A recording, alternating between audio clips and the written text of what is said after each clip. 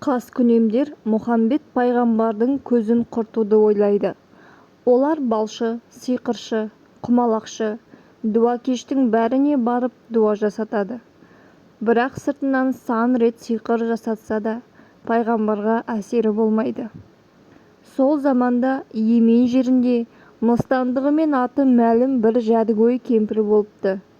Ол біреудің сыртынан дуа жасаса, ол адам заматта өледі екен. Залымдар соған барады. Кемпір: «Маған Мұхамбеттің шашын әкеліп беріңдер», дейді. Залымдар: «Оны қалай аламыз?» деп басы қатады.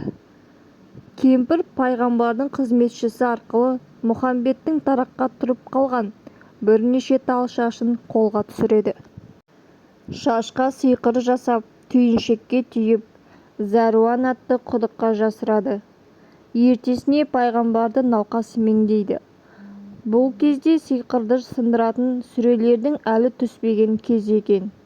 Бұл мазасыз хал бірнеше күнге созылып, қауымдағы барлық мұсылманға кері әсер тигізеді.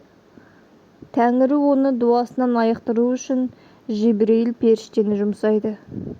«Мені саған Алла жіберді. Жаңа уахи ала келдім. Бұдан былай сиқыр оқып дуа жасаса, Фәлақ пен Нәс сүрелерін оқисың. Саған жасалған дуа құдықта жатыр. Соны алдыртып, 2 сүрені оқы», дейді. Әбубәкір Сыдық Зәруан құдығының пайғамбардың дуа жасалған шашын әкеледі. Шаш 11 жерден түйілген екен. Пайғамбар Фәлақ сүресінің 5 аятын, Нәс сүресінің 6 аятын оқығанда 11 түйін шешіледі. Пайғамбар ауруынан құлан таза айығады.